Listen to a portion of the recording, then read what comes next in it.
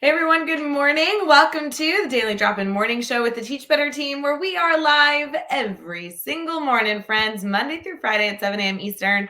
We love being able to bring a new guest, talk shop, and it's Friday, so you know it's something special. It is specifically Friday, December 17th. So for a lot of educators, this is the last day before winter break, or for some educators, they're headed into a weekend and they have a very short week for next week, so there's still a lot to celebrate today. The one and only Brad Hughes is live, of course, with us today because it's Friday. And we not only need to dive into recapping this week, talking through kind of like tying a bow onto our theme, but also preview what the next 2 weeks look like, because there is a lot going on with the Daily Drop-In. And just because many of us are headed into winter break, that doesn't mean that the show is ending. We are still here for you and have a lot more to share. So we'll be right back. Please go fill up your coffee for the morning and let's do this.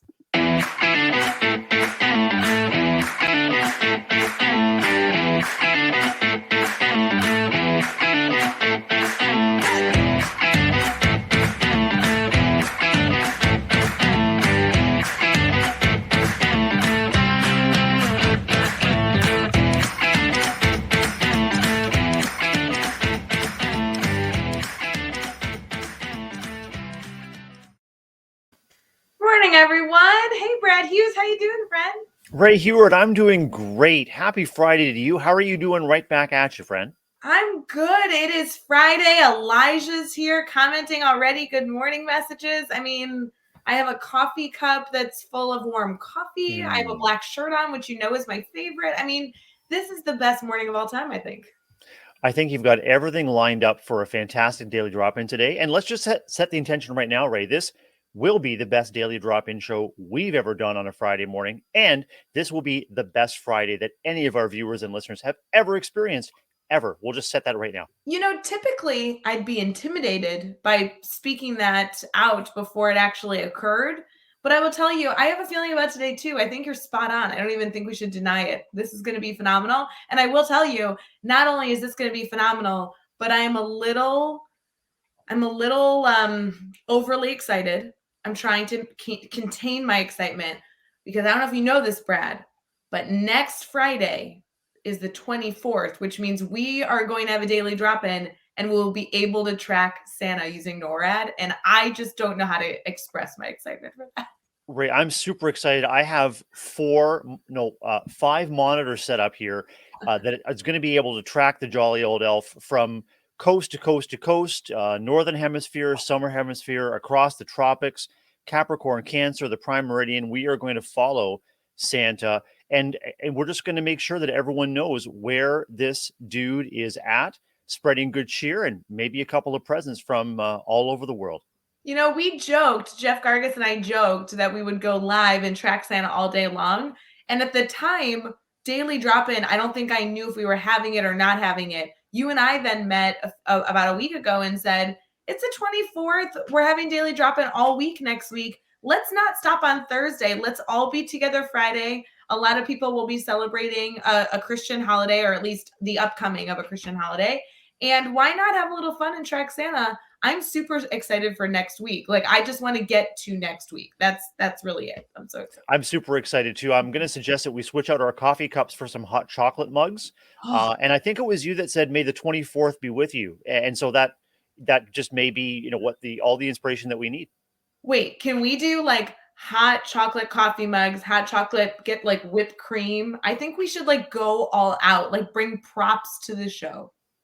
I think props, daily drop in really could use an infusion of props, and I think that would add a lot of holiday sparkle to our Christmas Eve, to our December 24th show, right? I'm such a fan. Can I also point out, since we really have had no like normal conversation yet, can we just stick on that theme really quick? Here's the thing, Brad. I have not noticed this before. I don't know if it's my monitor, if it's your background, what it is. But because your background is black and because the outline or like the backdrop of our daily drop-in is black, you almost look like you're like in the background versus like mine has a square. I think I should change mine to black so we could look like we're, do you know what I'm talking about? Where you like don't have a background, where you're like actually just physically in, you know what I'm saying? I sure do. I've some of our Teach Better Mastermind participants have commented that if I'm wearing a black shirt or sweater, it looks like I'm just kind of like a floating head in the Yes. black void here. This behind me is actually a dark denim blue. I was looking for sort of a denim blue color, and as you've observed with your teal wall behind you, doesn't look teal at all on the camera. So I think I'm going to be doing a little bit of tweaking over the winter break to see if I can brighten up the background and maybe add a couple of little visual doodads behind there to make sure I don't look like I'm just sort of floating in the black void, Ray.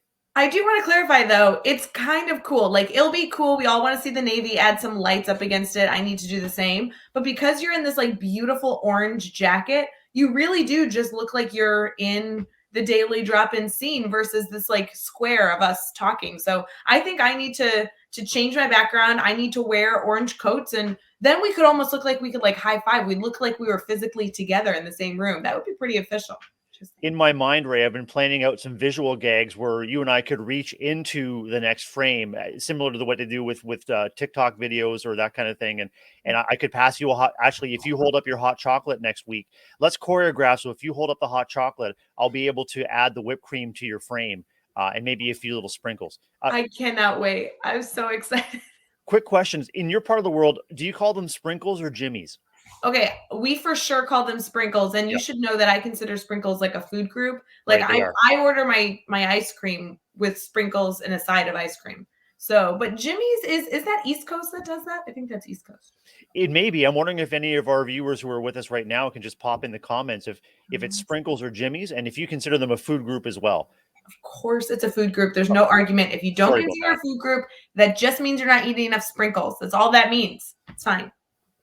Ray, what kind of props do you think we should be on the lookout for our next Friday's extravaganza? I just really want a really, really obnoxious mug.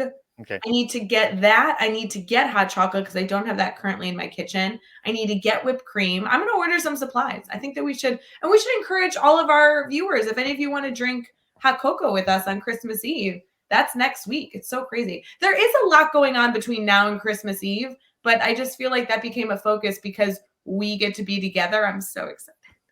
I'm really excited too. I think it's special for us to take that time. And as you said on your hilarious daily drop in this week with Jeff on Monday, I mean, I remember I begged and pleaded with you off camera, please don't pull the plug on my Friday daily drop in. And I'm really glad that you listened to reason. And there's every reason to celebrate a wonderful episode, special episode a week today, Friday the 24th. Be so fun. There are a lot of celebrations between now and next week. So we'll get into those, of course. But yes, just want to make sure our friends and family know we're here. Just because many of you are on winter break, hopefully not setting an alarm, your body should naturally wake you up to remind you it's daily drop-in time. So it'll be good. It's going to be fantastic. I'm so energized by all of our listeners. And later on, if you're taking advantage of our time shifting option here on Daily Drop In, maybe you're listening on the Teach Better podcast. It is really, for me, a reason to wake up. It's an awesome time to connect with you, Ray, and with all of our listeners and viewers. And whether you've got us on in the background as you get ready for a busy day, or whether you're sitting in front of us and maybe we're on your big screen, maybe, Ray, we're in, I'm not sure, Television. 3000K resolution. Just got to make sure that I'm, looking really, really good here. I do always love that. I don't know that people do it so much for daily drop-in, but when we do 12-hour live, typically people will like throw us up on their television, which I just think, guys, that makes my head too big. Like it's a cool photo, but just don't do it. Save yourself the visual. So, friends, it is Friday, December 17th. For many, many educators, this is the last day before winter break, or they have the weekend and then they have a few more days the following week. Brad, tell me a little bit. Usually I ask you how your week was. I do care about that, but can you tell us a little bit, like, what is your current school system look like in terms of break coming? Do you have plans over the next few days to kind of kick off your break? Give me all the details. We're gonna do our show backwards today. That sounds great. Many people listening or watching might think that I do the show backwards anyway, Ray. So this is right up our alley. This is fantastic. So this is the last day of school for our public schools in my district, in my region, kicking off 2 weeks of winter holidays, returning to school, we hope, on January the 3rd. And there's some question in my region whether the spread of Omicron and the number of cases that appear to be rising may prevent us from reopening schools as we as we did last spring. So our school district is being proactive with our families and our kids, letting them know this is a possibility. Certainly not anything definite at this point, but we're encouraging kids to take home their belongings for the holiday. Above all, we've just tried to have a really chill, positive, nurturing vibe this week. And I'm so proud of the kids and staff because that's exactly what we've achieved. A week of high excitement and low energy sometimes results in things going south pretty quickly. So our kids and staff members have really risen to the challenge. So I'm just looking forward to time to get a number of things done around the house and for the family, and just to reconnect. And I plan to keep that really chill, relaxed vibe going for as long as I can. Do you obviously with the context of being excessively safe with COVID, but do you guys plan on staying in your home for the 2 weeks? Do you travel at all to see family? How does that work? I know that over the last few years, it's been very strange for many people who are trying to celebrate the holidays and the new year because of COVID restrictions. But do you have any plans to see family that might be close by? Just for day trips. I think typically we would get together for extended days over the holiday, and my family has kind of agreed that we're going to stick close to home, but I'm expecting to make a trip to London, Ontario, where my mom lives, to pick up and exchange some gifts, do a couple of day visits, and then just keep speeding along and just make sure that we're staying connected in other ways. Like StreamYard or like FaceTime, making sure we're staying connected by telephone. We're going to do all we can to stay and feel connected. And it's hard because, I mean, holidays for so many of us means being together in person with our loved ones. So whether you're celebrating on your own or whether you're staying in touch in person, just want to make sure that everybody stays safe and as healthy as they can. Yeah, no, it's extremely, extremely important. Please stay healthy. And of course, if there is anything that we can do, please reach out to us. We, Mhm. want to be here to support all of our families as they move into the new year. You will have to tell your mother we say hi. I like still think one of my favorite good news stories was when we read your mom's note weeks and weeks and weeks ago. I feel like I have a special place in my heart for your mother. So you have to tell her that the Teach Better community all says hi, Merry Christmas, and Happy New Year.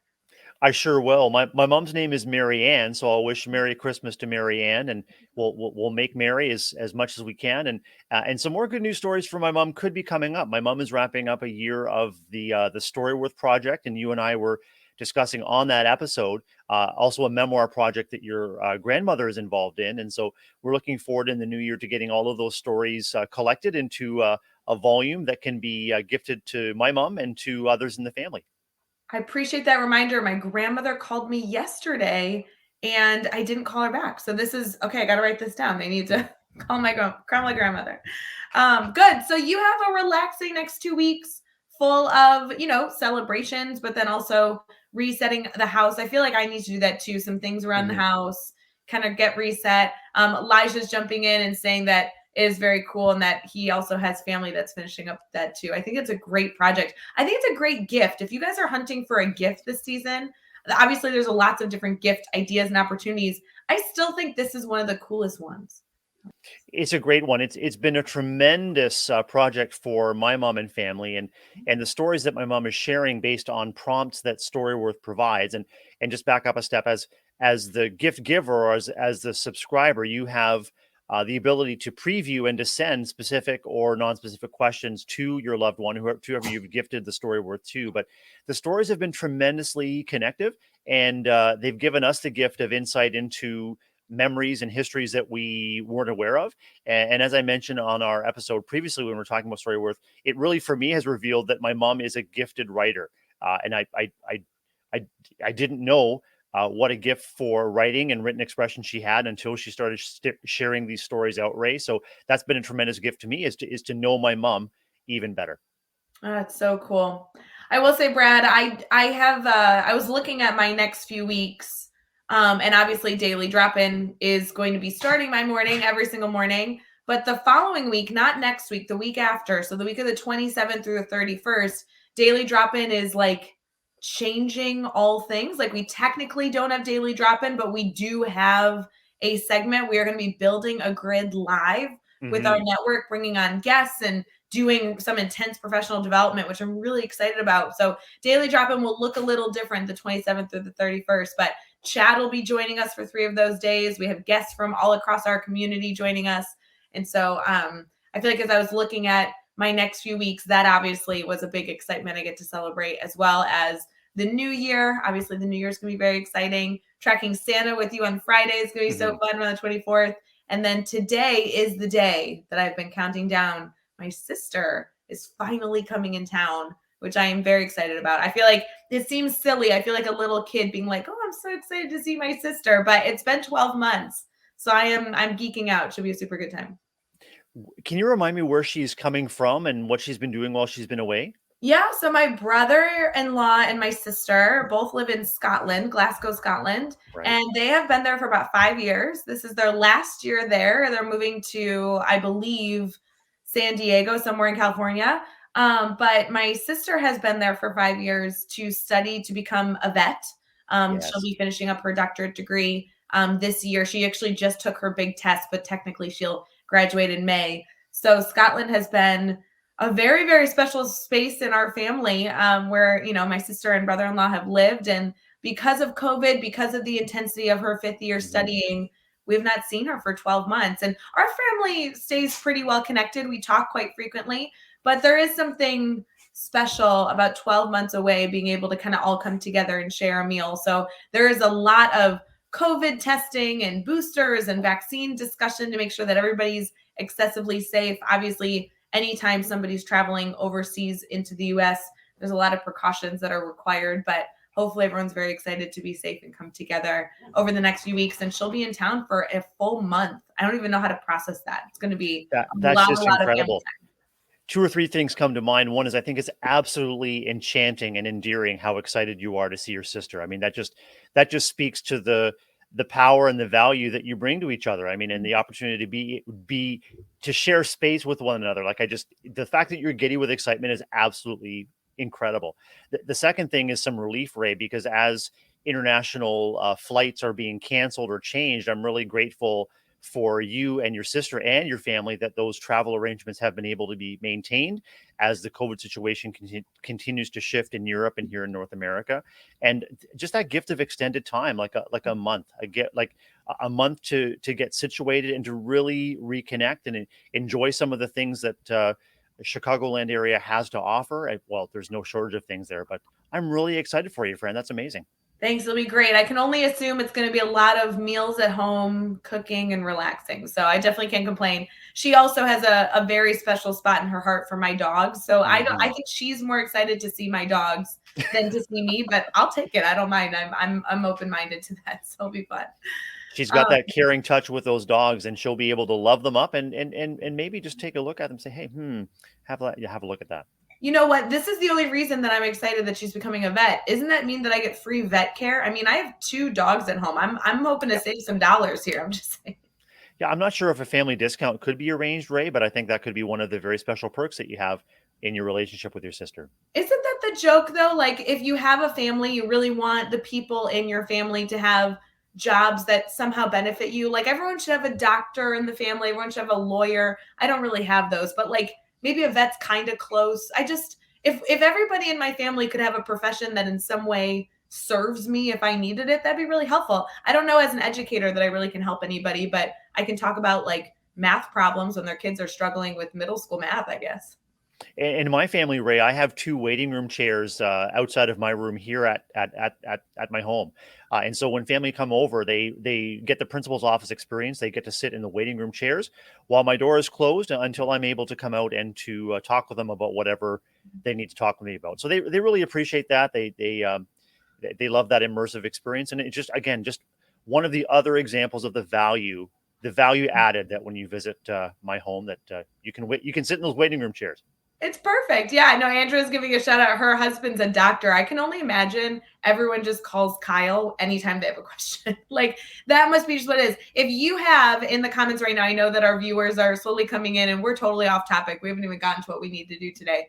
But if you have like a family member that has a job that it seems like everybody not takes advantage of in a negative way, but like constantly like, oh, you're a doctor. I have a question for you rather than wanting to go see the doctor myself, let us know what that goofy job is. We'd love to know. I feel like a lawyer would be beneficial. Like my My uncle is a lawyer, and so I didn't have to pay a lawyer when I bought my house, like closing, those Mhm. all that paperwork when you buy a house. I think there's some jobs that are beneficial that we just need to have friends and family that are willing to do them for free. There sure are, and I'm just reminded that every role in the community adds value. So no matter what you or your family members do, this is a great time to reflect with appreciation on all that we do contribute and all of the value that we do add. Waiting room chairs aside, you might not agree that those waiting room chairs are value added, but there is value added in every role that we and our family members play. This is good. See, Surveyor asking them absolutely find pins and property lines.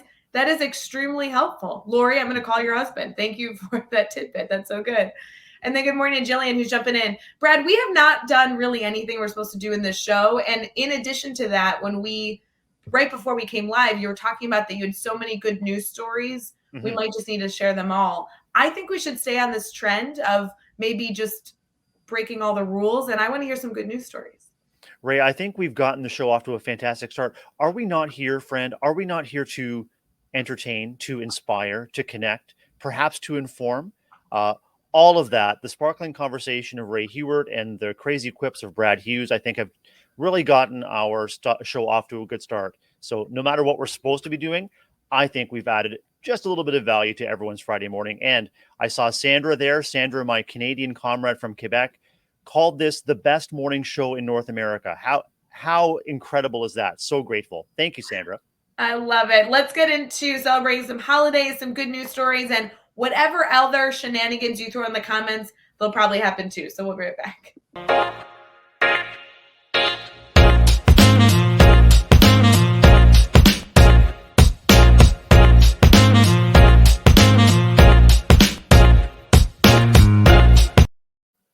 Good morning, everyone. We are continuing a daily drop in. We're going to get into some good news stories, some celebrations, and whatever else we come up with. Let's be honest, it's Friday. It's right before winter break for many of our friends out there. And we're just going to keep with the shenanigans and embrace it. So let's get this show going on the road. I will tell you, Brad, I have some confessions that some of these holidays I expect you to be excited about, but you may not be excited about. So I feel like I'm going to learn a lot about you as we get into the holidays today.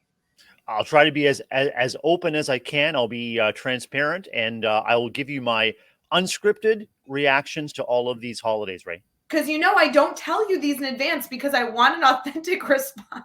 Right. No, it's good.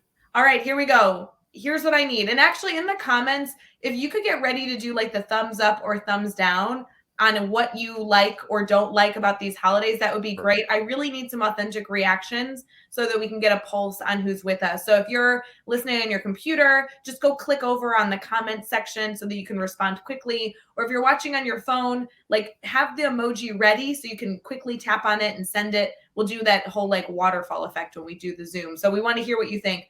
First one, and I'm not trying to say that, because you're Canadian, you should like this holiday. Okay. I'm curious. I hope you have your emojis ready. Ready. It is apparently International Maple Syrup Day. What are your Okay. thoughts? Huge fan.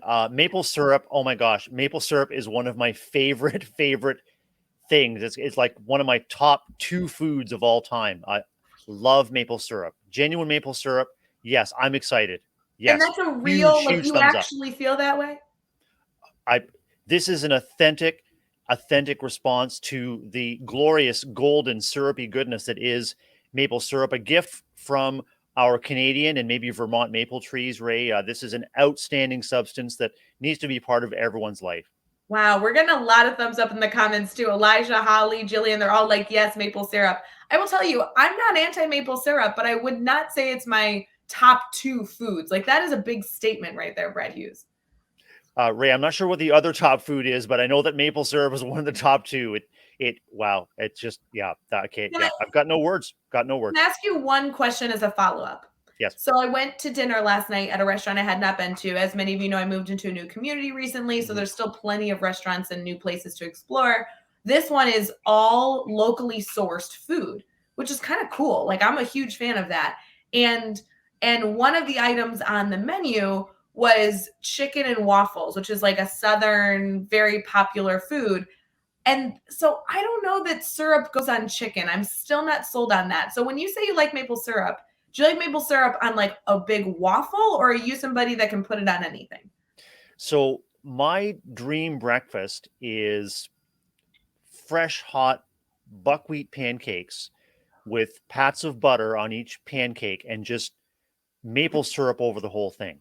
I love maple syrup and waffles because, of course, you've got the little waffle effect where each little waffle square captures the syrup like a tiny golden pond of deliciousness. And what I'm thinking about the chicken and waffles, though, is I would have the syrup on the side because I agree I wouldn't drizzle the syrup over the chicken, but having the syrup available to dip for the waffle would be great. Also, a drizzle of honey over that chicken and waffles would be fine too. But maple syrup on the side, please. Well, there you go. A lot of people in the comments are saying that they are a chicken and waffle fan. So I do think it's regional. I just never grew up with it. I think I need to maybe take that on, but truly the chicken looked delicious. I was sitting right near the kitchen. So Mhm. everything that came out, you were like, "Oh, what's that item look like?" Like it was a really good experience. So there we go. All right, next one. Please get your emojis ready. We'll be voting in the comments. Here we go. It is World Ugly Sweater Day. Thoughts? Oh, Yeah. I'm neutral. I'm neutral on World Ugly Sweater Day because There's not uh, an emoji that's like this. It's either a thumbs up or a thumbs down. right. There's No, I ugly is in the eye of the beholder, and I'm going to say I bristle a little bit when I hear anything ugly. Like I get it, it's just you're joking around. It's an ugly sweater, but you show up wearing a fantastic sweater with cat prints with Santa Claus hats on, and someone says nice ugly sweater. I'm just nice ugly sweater doesn't. Anyway, I get it. I'm just kind of neutral on the whole ugly sweater thing. How about festive sweater or I was gonna say maybe yeah, it's just like or like very decorated sweater. Would that make right. it feel better? Yeah, festive sweater, visually challenging, visually puzzling sweater. I don't know. Maybe Visually, a visually challenging sweater is the best thing I've heard on Daily Drop In all semester. I just hashtag feel like visually challenging sweater. You heard I it here just first. feel like your sweater is a little visually challenging. Yeah, I'm not sure about that sweater, but I will tell you, the comments are agreeing with you, Brad. There's a yeah, lot of neutral or thumbs down. It's just like too warm weather for where some people are located. I get that. Mhm. fair enough. All right. The next one is World Device Appreciation Day, the opportunity to appreciate the devices that help lead our lives. It's a picture of like a phone and an Apple Watch and a computer. This one kind of creeps me out. I don't think Yeah, that I want to admit that these devices lead our lives, but I will say I guess I do appreciate the opportunity for tech to utilize technology to chat with you every Friday morning. So I'll take it. I'll take it. I do agree, and I agree that I mean, literally, your device is bringing you the celebration about the devices. So it's just kind of just a cycle of. I'm just curious in the fine print there, Ray. If you look up National Device Appreciation Day, do you see brought to you by and like is there a major smartphone manufacturer there brought to you because it sounds to me like something made up by the manufacturers of the technology that really desperately want these devices in our hands. I will say it does not say that, but all the pictures and all the references look like Apple products. I'm not putting that into the universe. I'm not Yeah. insinuating, but I will tell you that as I'm looking and looking, there's a lot of Apple appreciation. I'm an Apple girl. I do appreciate Apple, but it does look a little bit sketch there, Brad. Yeah, and really, if you do dig a little bit deeper, look at the fine print, about those Apple connections, you can really get to the core of the problem, Ray, and that just may be that this Device Appreciation Day is brought to you by the manufacturers that really want you to have those devices in your hand. I don't know. But it's a good reminder from Holly. Like we said, we wouldn't be connected if not for these devices. So I do appreciate the opportunity for us to build the Teach Better network, build the Teach Better community in a global scale because of the technology we have access to. So that is quite wonderful. Brad, how in the world are you going to pick these good news stories? Are you going to go with all 15 that you have, or what's your plan? I've narrowed it down to two. And I'd like our viewers and listeners, if you could, to weigh in the comments about which of these two stories you'd like to hear first. I'll share both stories out, but which one do you want to hear first? So the Okay. first story I'm calling What a Fungi. What a Fungi. Okay. And the other I'm calling Voices from the Deep. Ooh. Voices from the Deep. So What a Fungi or Voices from the Deep? Which would you like to hear first, Ray? So if they're picking what they want to hear first, they can add Yep. in the comments the word fungi if they want to hear that Yep. one first, Yep. or even like deep would be fine for the Yep. next one. I get Yep. that. I will tell you, I feel like I want to end with the second one, which means I want the fungi to be the first one. And it looks like our comments, everybody is doing fungi. Is there? We do have one Yep. vote for Voices of the Deep. I think we need to end with that. I have a feeling that's a good ending. Voices from the Deep. Sorry, I forgot to tell you the subtitle or the second title, which is it's Bereaf It or Not Part 2. Ooh, Voices from the Deep, Bereaf It or Not. Okay, wait, Brad. If you were telling us that the ocean is like Voices of the Deep is part 2, maybe we should do that one first. Okay. I think so. Let's do it. Ray, what if I told you that scientists are so excited by odd fish sounds recorded in a restored coral reef, and they say it's the coolest thing that you'll hear all week? Fish sounds. Hmm. We did talk about the coral reef last time, so tell We me did. more. Yeah. We did. So a week ago, we talked about a massive spawning event in the Great Barrier Reef, the full moon last 2 weeks ago. And this is a coral reef in the Spirmonde archipelago in central Indonesia.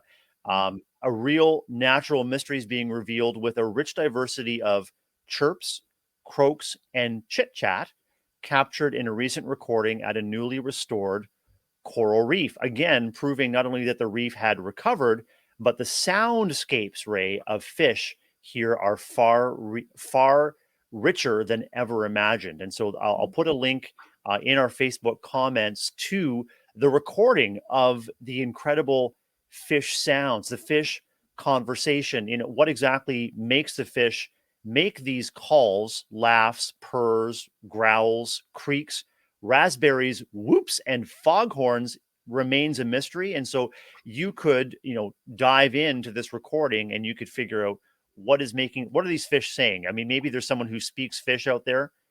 We'll make sure you have the opportunity to listen to these conversations. Oh, this would totally be a sound that I would use as a attention getter for students. I would totally pull that up. So you have to get this all layered up in your classroom, but you pull that video up of the sound and you make sure that you label the URL so it is on repeat, like on a loop, which is super easy. If you don't know how to do that, Google how to make a video just play on a loop, and you could have that sound be prevalent. Then you open another tab and you pull open just a faint sound of ocean waves, just so that your students, as they walk in, they hear something familiar before they hear something unfamiliar. And you turn that down really, really softly. You just want that to be a faint sound. And then you turn off all the lights and put up something on your projection that's like an ocean wave imagery. This could be a really cool attention getter as students walk in the classroom. A couple of gifts there. One is of mystery, trying to figure out what could that be, and offering students an opportunity for an experience that really few people would have ever experienced before. These are some newly discovered fish sounds, and the other is the gift of surprise once the reveal is made. And then you have an opportunity to talk with your students about what connections they're making. And I love that the author of this little article describes these fish sounds as sounds we might associate with other animals, like chirps and meows and whoops and even a foghorn. Ray, I'm desperately curious about what makes that foghorn sound. Oh yeah, I'm definitely going to go listen to this. And it's interesting, Brad, depending on what you want the students to experience, you could take away the imagery of the visual. You could just have the lights down low, and you could actually take away the waves if you don't want them to attribute it with the ocean. I wonder if you just play this sound, some of the attention getter could be guessing where this is from. They might guess the jungle, they might guess different locations, and then you could reveal that it was of the ocean and see if they could hear it differently if you added in some visual sensory elements. I think that's so neat. Okay, I'm ready for article number 2. Oh, about what a fungi?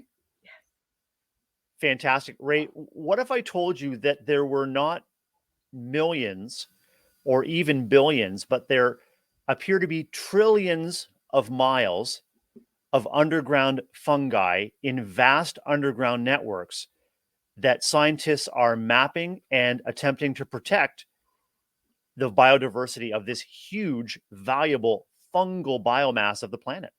Wow, I don't know much about fungi at all, and to hear that there are trillions of miles is ridiculous. Tell me more. Uh, I will.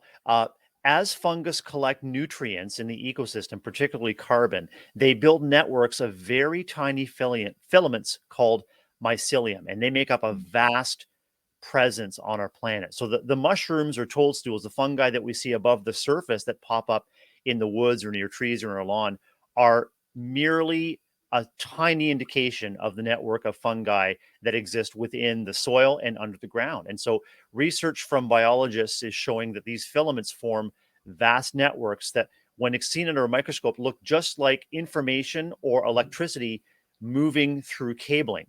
And when they're viewed together, they look as active as the neural networks in our brain. These networks interconnect trees and plants, exchanging information about parasites, nutrients, or density in the environment. So it is literally an underground network of fungi talking to each other about what they're experiencing in the ecosystem. And this is okay. This just really blows my mind. I'll make sure that this neural network of fungi is explained and linked in our comments. And the effort is to protect these trillions of miles of networks by mapping them and better learning about how they work.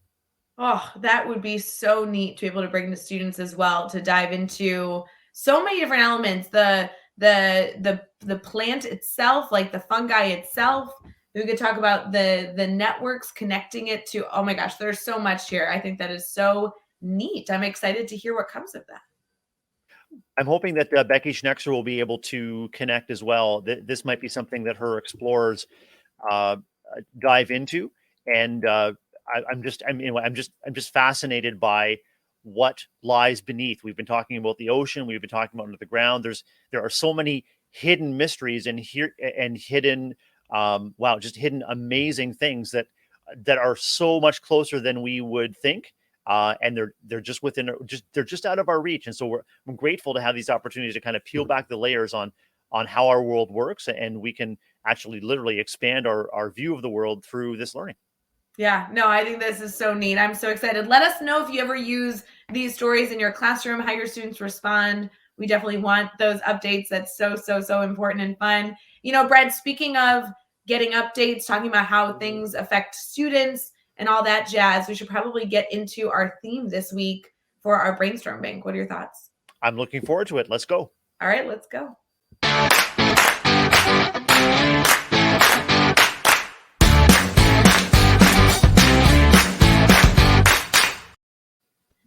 Hey everyone, welcome back to the Daily Drop In. We have our brainstorm bank that happens every single day, all week long, anytime we have a Daily Drop In show, where we intentionally pause and ask you, hey friends, do you need anything? Sometimes it's a little bit of laughter, sometimes it's motivation. I don't know that we've been able to share any of that, but I've been laughing this whole morning.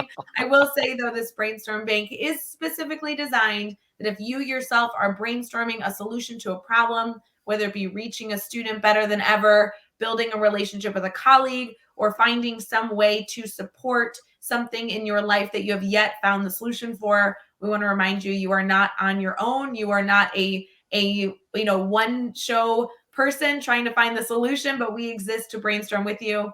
Brad and I definitely don't promise we have the answers, but we definitely want to be there to be a part of that journey.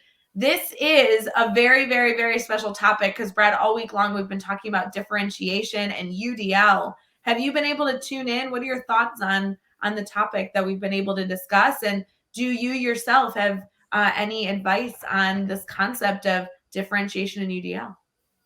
I have been tuning in. I've just been, first of all, really inspired by the personal commitment that each of the guests explained and explored to improve outcomes for kids through universal design for learning. So it could be kids who have different learning needs, different language needs, newcomers to communities and to countries.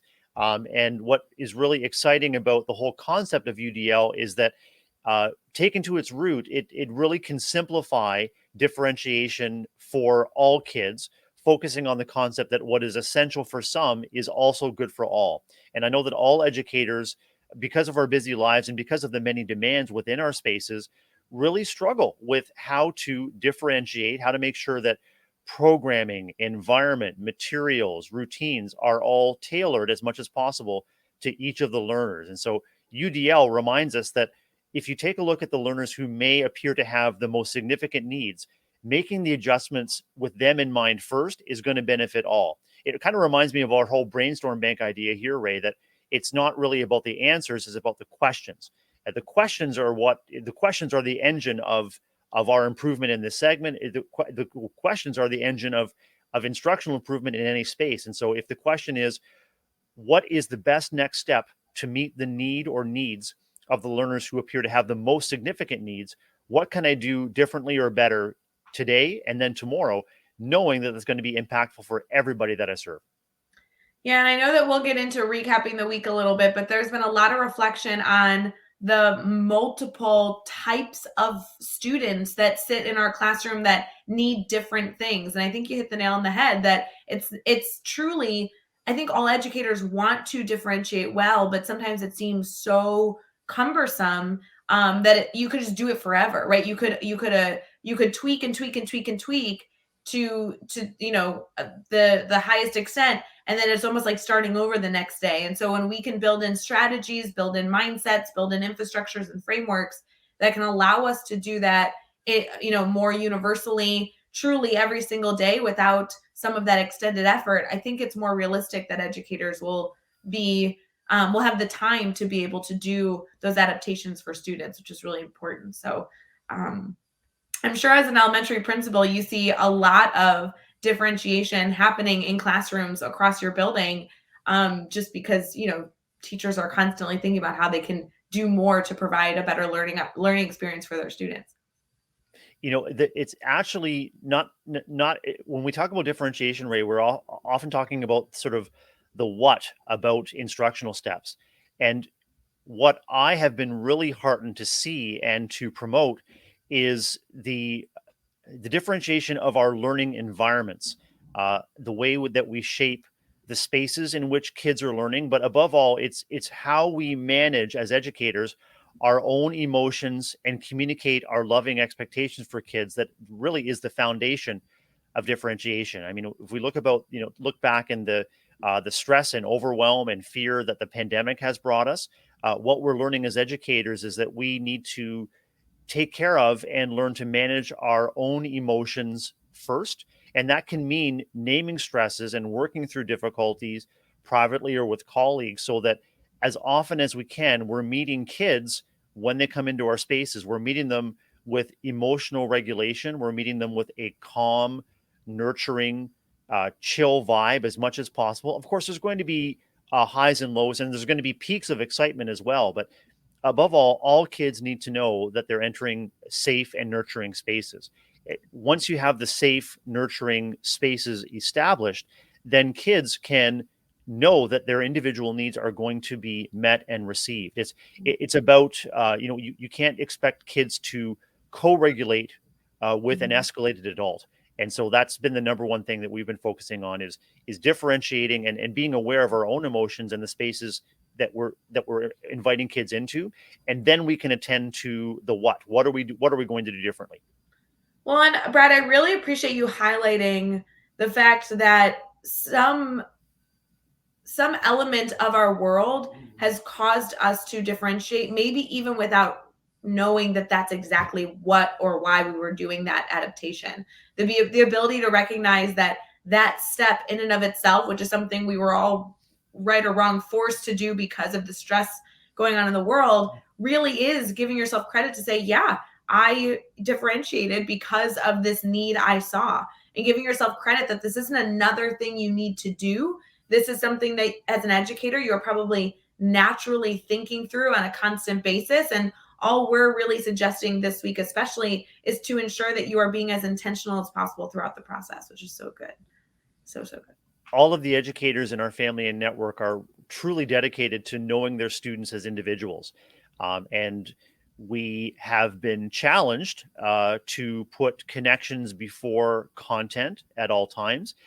And UDL encourages us to work towards connection through content. So, getting ourselves to a place where we know our students' needs, interests, what lights them up, what excites them so intimately that we can activate that excitement through what we provide to them. the opportunity to meet kids where they are and to meet their emotional and social needs along with their curricular learning needs is a tremendous responsibility, but it's also a tremendous opportunity, right? Yeah. Oh, so good. Brad, I think we should get into recapping this week a little bit because there were some specific episodes this week on Daily Drop In that highlighted specific types of differentiation that I thought really added an interesting lens into our dialogue. Should we click that button that gives us that commercial that we like the song for? I've been waiting for this all week. Yes. All right, guys, get ready. Deep breath in. Here's the fun.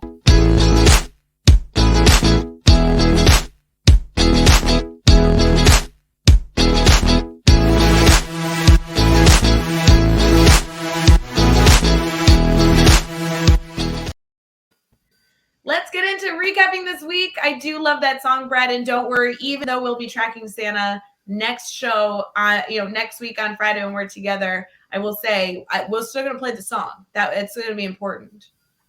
That's called the Santa Claus, isn't it? There's a little line of legal mumbo jumbo. This we have to play that on December 24th, the Santa Claus. I think we're going to have to play a lot of things that day. It's going to be the most ridiculous show of all time. We do have Daily Drop In all week next week. So for those of you who are still planning on enjoying your morning, starting off with the Teach Better team or listening after the fact, we have Daily Drop In just like normal all week long. I just will tell you that Friday there might be some shenanigans. Yeah, a shenanigan or two will be had, and there will be props. And I'm hearing hot cocoa with sprinkles and whipped cream. I'm telling you, we got to make it happen. This week was so fun on Daily Drop In. Obviously, we kicked off Monday with Jeff Gargas and I, and that was a little bit of a funny show. I don't know what's going on that day. I laughed and laughed. I had that show on my drive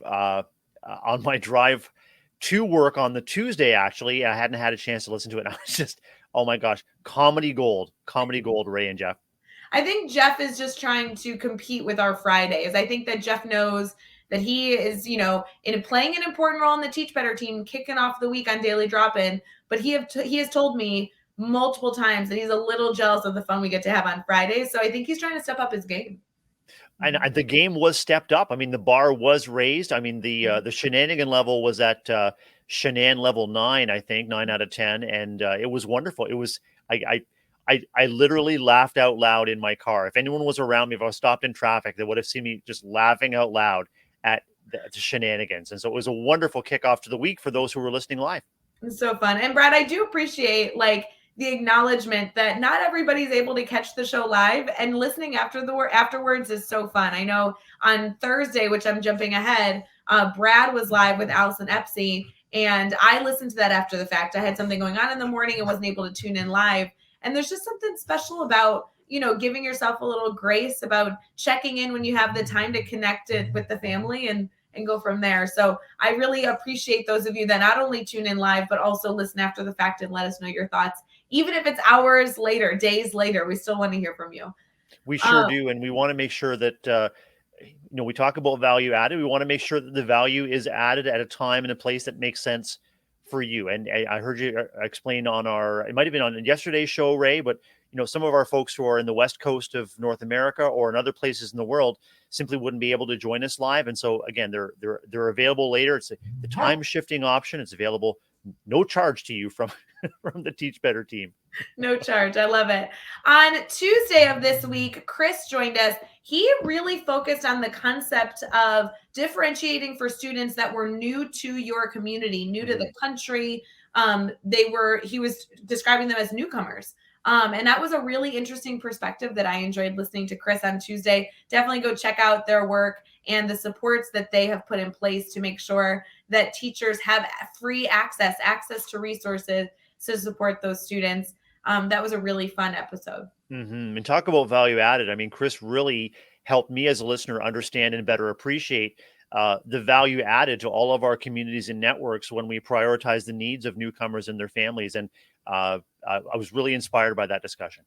And his focus on newcomers at the middle school and high school felt like a fresh conversation. I know quite frequently at the elementary level, sometimes I feel as though we talk about newcomers, and I think there was an element of really interesting suggestions he had because he was referring to students that had lived quite a life, that were of an age that they were coming in with truly a background, a sensibility about who they were as people. And I really appreciated that value. So for those of you that have not listened to Tuesdays, I absolutely would suggest you do. I also would suggest you like if you're only going to listen to a small section, go listen to the brainstorm bank segment, because that was really the time where he gave some really valuable perspective on what those students could be experiencing and how you can approach them in terms of lesson planning, which was cool.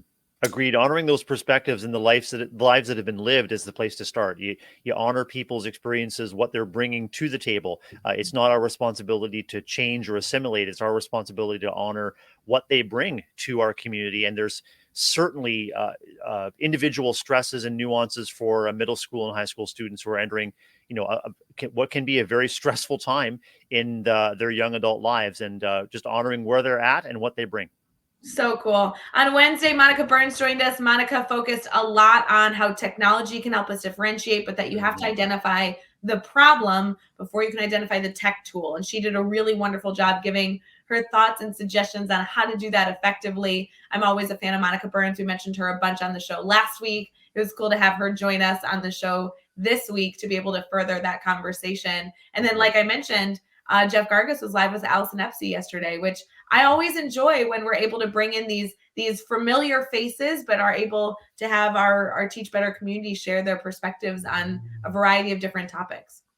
Allison's a school leader that I want to continue to be like. I mean, highly connective, highly connected, face to face with all of her students and faculty, looking to bring the fun and the joy out into the halls and classrooms.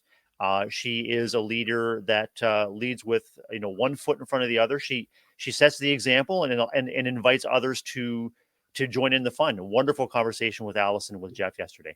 So fun. Next week, Brad, as we continue with Daily Drop-In, because as we've mentioned earlier in the show, next week we'll have Daily Drop-In just like normal. So whether you are in school with a few more days before the winter break, or if you're on winter break and you just want to wake your body up naturally and get started with the Teach Better community bright and early, sipping on your coffee while you're hopefully enjoying a quiet morning, we will be here Monday through Friday, just like normal. We do have a brand new theme next week, which is really about resetting. We want to make sure that everyone during winter break continues to take the time they need to reset, to get ready for the new year, but also just reflecting on what we've done in the past successfully and what we want to head into, the type of educator we want to be as the new year approaches. So we'll be focusing on Classroom Management 101. We're going to go over the basics. What are the fundamentals? What are some things that we should consider? We have some incredible guests joining us to help us do that. Some new faces and also some familiar faces. So obviously Monday morning, Jeff Gargas will be joining us on the 20th. We then have Carrie Pitstick, the one and only Carrie Pitstick from the Teach Better team, joining us on Tuesday. On Wednesday, we have a new face. Omar is joining us. Omar Espinoza has a lot to share on our show, so I'm so excited to introduce them to you. And then we are ending our Thursday right before our time together Friday, Brad. Thursday is LaShonda West, and I have been a fan of her for a long time.